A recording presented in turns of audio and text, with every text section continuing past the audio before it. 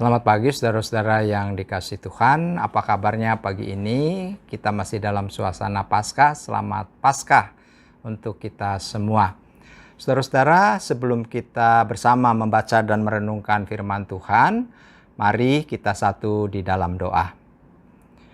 Dalam anugerah-Mu kami datang ke hadirat Tuhan dan kami bersyukur untuk setiap penyertaan dan pemeliharaan Tuhan sampai dengan pagi hari ini. Kami bersyukur untuk hari baru yang kembali Tuhan sediakan untuk kami isi dengan senantiasa hidup seturut dengan apa yang Tuhan kehendaki.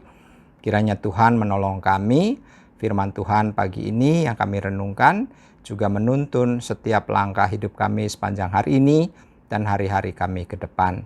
Terima kasih Tuhan, bersabdalah di dalam nama Kristus kami berdoa dan bersyukur. Amin. Saudara-saudara, pembacaan firman Tuhan dari Mazmur 118 ayat 1 dan 2 dilanjutkan dengan ayat 14 sampai dengan ayatnya yang ke-24. Bersyukurlah kepada Tuhan sebab Ia baik, bahwasanya untuk selama-lamanya kasih setianya. Biarlah Israel berkata, bahwasanya untuk selama-lamanya kasih setianya. Tuhan itu kekuatanku dan mazmurku. Ia telah menjadi keselamatanku. Suara sorak-sorai dan kemenangan di kemah orang-orang benar. Tangan kanan Tuhan melakukan keperkasaan. Tangan kanan Tuhan berkuasa meninggikan. Tangan kanan Tuhan melakukan keperkasaan. Aku tidak akan mati, tetapi hidup, dan aku akan menceritakan perbuatan-perbuatan Tuhan. Tuhan telah menghajar aku dengan keras, tetapi Ia tidak menyerahkan aku kepada maut. Bukakanlah aku pintu gerbang kebenaran. Aku hendak masuk ke dalamnya, hendak mengucap syukur kepada Tuhan. Inilah pintu gerbang Tuhan. Orang-orang benar akan masuk ke dalamnya. Aku bersyukur kepadamu, sebab Engkau telah menjawab aku dan telah menjadi keselamatanku. Batu yang dibuang oleh tukang-tukang bangunan telah menjadi batu penjuru. Hal itu terjadi dari pihak Tuhan, suatu perbuatan ajaib di mata kita. Inilah hari yang dijadikan Tuhan, marilah kita bersorak-sorak dan bersukacita karenanya. Demikian saudara-saudara pembacaan firman Tuhan pada pagi hari ini. Saudara-saudara, setiap orang pada dasarnya mempunyai kebutuhan emosional.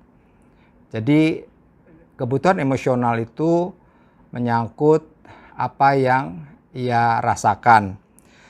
Nah saudara, tentu kalau kita bicara tentang kebutuhan berbeda dengan keinginan. Kebutuhan adalah sesuatu yang harus dipenuhi atau terpenuhi, sedangkan keinginan tidak harus dipenuhi atau terpenuhi. Misalnya kalau pada suatu siang saya mau makan gado-gado, tetapi gado-gadonya habis, maka saya bisa makan ketoprak. Nah, ingin makan gado-gado adalah suatu hal yang berkaitan dengan yang tidak prinsip. Artinya kalau nggak ada gado-gado, ya saya bisa makan dengan menu yang lain. Misalnya ketoprak tadi. Nah, makan siang itu adalah sebuah kebutuhan. Makan itu adalah sebuah kebutuhan. Jadi kalau misalnya saya tidak makan, saya bisa sakit. Nah, oleh karena itu yang namanya kebutuhan adalah sesuatu yang harus dipenuhi. Nah, di dalam diri setiap orang itu memiliki yang namanya kebutuhan emosional. Artinya kebutuhan emosional itu sesuatu yang memang harus ada di dalam diri orang tersebut atau terpenuhi atau dipenuhinya unsur-unsur kebutuhan emosional itu dalam diri seseorang. Ada 4 kebutuhan emosional, saudara-saudara, yaitu kebutuhan untuk dicintai, kebutuhan untuk dihargai, kebutuhan untuk diterima atau dilibatkan, dan kebutuhan untuk otonom. ya untuk kita juga punya kebebasan, tentu bebas yang bertanggung jawab. Nah, saudara-saudara, ketika seseorang itu diabaikan atau seseorang itu ditolak, maka saudara-saudara kebutuhan emosional di mana dia butuh untuk dihargai atau diterima dan dilibatkan itu tidak terpenuhi. Dan pastinya akan mengalami sakit hati.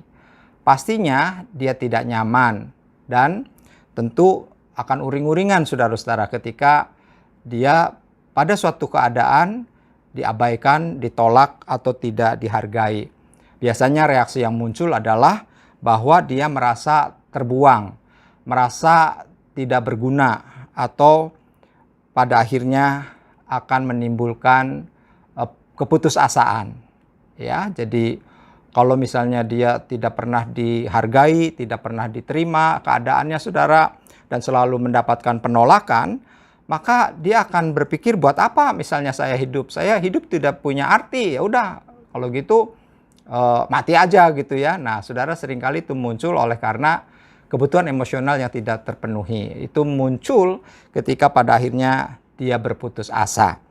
Nah, saudara-saudara, firman Tuhan pada pagi ini, khususnya di dalam ayat 22, mengatakan demikian.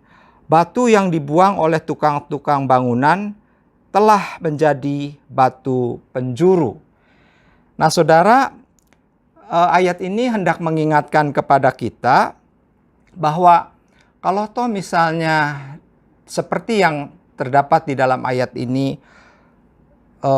batu yang dibuang, artinya yang memang dianggap tidak terpakai itu, ternyata saudara-saudara tetap mempunyai nilai, bahkan bisa dijadikan sebagai batu penjuru. Artinya kalau kita mendapatkan penolakan-penolakan ataupun kita mendapatkan ketidaknyamanan oleh karena kita mungkin tidak diterima oleh lingkungan kita, maka saudara-saudara, kita tidak boleh putus asa, kita tidak boleh berkecil hati, karena ibarat batu yang dibuang, tetapi sebenarnya di tangan Tuhan kita bisa menjadi batu penjuru. Nah, apa yang dimaksud dengan batu penjuru? Batu penjuru adalah batu utama yang ditempatkan di pojok sebuah bangunan. Batu yang pertama dan yang terpenting dari sebuah struktur bangunan. Jadi sebagai sebuah pondasi, saudara-saudara. Karena kalau tanpa batu penjuru ya pondasinya tidak kuat, maka bangunan itu pasti pada waktunya bisa roboh.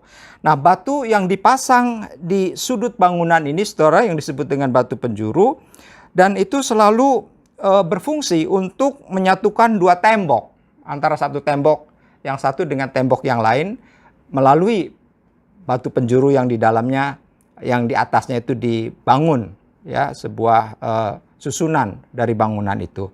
Dengan demikian, sisa-sisa batu yang digunakan oleh tukang bangunan, seperti yang dikatakan dalam ayat tadi, yang sepertinya tidak berguna lagi, saudara-saudara, namun Tuhan dapat menjadikan batu itu menjadi batu penjuru.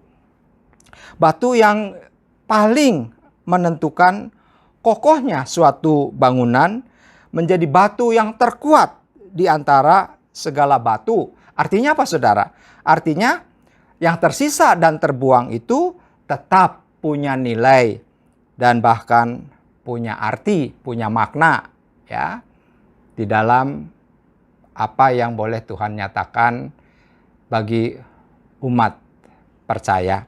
Nah, saudara-saudara, misalnya satu contoh, di tangan seorang yang kreatif, barang-barang bekas atau mungkin barang-barang yang sudah tidak berguna, pada akhirnya saudara-saudara dapat dipergunakan kembali dan dapat menjadi bermanfaat. Ya, misalnya kalau sampah-sampah yang merusak lingkungan, ya, plastik, misalnya kalau kita plastik bekas refill gitu ya, itu sabun cuci misalnya, kan itu kalau dibuang bisa merusak lingkungan. Tetapi bagi orang-orang yang kreatif justru itu bisa dijadikan bahan untuk tas, ya. Jadi yang sebenarnya bisa dibuang atau yang terbuang itu, maka di tangan orang yang kreatif, yang tidak berguna atau yang terbuang itu menjadi berguna, saudara, menjadi bermanfaat. Sama tadi, batu yang sebenarnya itu dibuang, yang tidak berarti, justru bisa menjadi batu penjuru yang sangat bermanfaat bagi sebuah bangunan.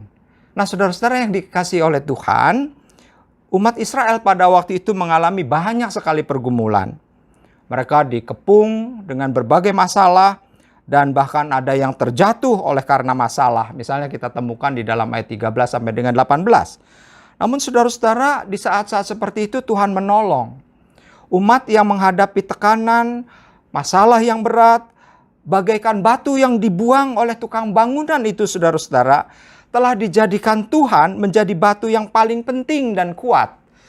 Sehingga umat Tuhan tidak memiliki alasan untuk berputus asa. Tidak memiliki alasan untuk kemudian dia kalah atas pergumulan yang sedang dia hadapi. Nah, saudara-saudara yang dikasihi Tuhan, kita dipanggil untuk selalu bersyukur kepada Tuhan. Sebab Tuhan itu baik, ya. Bahwa apapun masalah kita, apapun pergumulan kita, maka saudara-saudara di dalam kasih setianya, di dalam pertolongannya, maka kita akan ditolong oleh Tuhan dan kita akan keluar dari pergumulan-pergumulan yang sedang kita alami. Sebab kasih setianya untuk selama-lamanya. Hidup kita ada di tangan Tuhan, saudara-saudara, yang menuntun kita di dalam segenap kasih setianya. Nah, saudara-saudara, ayat yang tadi dikatakan bahwa seperti batu yang terbuang tetapi kemudian menjadi batu penjuru adalah bahwa di dalam Tuhan, ketika kita terbuang oleh karena pergumulan dan masalah-masalah kita, saudara, dan ketika Tuhan menolong di dalam kasih setianya, maka kita yang terpuruk seperti batu yang terbuang yang tidak berarti itu, saudara-saudara, kemudian menjadi berarti di mata Tuhan. Karena Tuhan yang menolong dan membebaskan kita dari segala pergumulan, yang tadinya tidak berarti menjadi berarti, yang tadinya ditolak menjadi diterima oleh Tuhan. Karena Tuhan selalu mau menerima kita dan tanpa memandang bulu. Oleh karena itu, saudara-saudara, apapun pergumulan kita, apapun masalah kita yang sedang kita hadapi, atau mungkin kita merasa seperti orang yang terbuang yang tidak punya arti, ingat saudara-saudara bahwa di tangan Tuhan kita akan menjadi batu penjuru. Artinya hidup kita punya nilai, punya sesuatu untuk pada akhirnya kita menjadi berkat bagi orang lain. Melalui apa? Dari pengalaman dan pergumulan kita. Saudara-saudara, Tuhan kita itu setia, sebagaimana dikatakan di dalam ayat 1, maka disitulah kita dipanggil untuk terus bersyukur. Karena kalau toh kita sebagai batu yang tidak berguna, di tangan Tuhan sekali lagi bisa menjadi berguna. Bersyukurlah kepada Tuhan, sebab Ia baik, bahwasanya untuk selama-lamanya kasih setianya. Dan di dalam kasih setianya, Tuhan selalu membuka jalan bagi setiap persoalan-persoalan yang kita hadapi, karena Tuhan lebih besar dari persoalan dan pergumulan kita. Amin. Saudara-saudara, mari kita satu di dalam doa. Terima kasih Tuhan untuk firman yang boleh kami renungkan pada pagi hari ini. Ketika kami menghadapi berbagai pergumulan, tekanan dan masalah, kami bagaikan batu yang terbuang, yang tidak punya arti dan tidak punya makna. Tetapi oleh karena pertolongan Tuhan, oleh karena kasih setia Tuhan, maka kami yang tidak berarti sebagai batu yang terbuang itu pada akhirnya dapat menjadi batu penjuru, batu yang penting bagi sebuah bangunan dalam pondasi yang dibutuhkan oleh bangunan itu. Maka kami bersyukur ketika pada pagi ini kami dikuatkan oleh firman-Mu, dan biarlah Tuhan terus menopang dan menolong kami, sehingga di tengah berbagai pergumulan yang kami hadapi, kami tidak putus asa, kami tidak merasa kehilangan makna, karena kami selalu bermakna di mata Tuhan. Di tangan Tuhan yang kreatif, maka kami yang sesungguhnya tidak berarti menjadi berarti dan bermakna. Terima kasih Tuhan, kami serahkan segenap hidup dan pergumulan kami sepanjang hari ini dalam pertolongan dan pimpinan penyertaan Tuhan.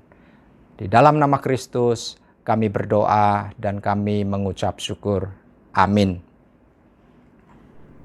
Bagi Bapak Ibu yang memiliki pergumulan khusus dan ingin didoakan, bisa menghubungi rekan-rekan pendeta di nomor berikut.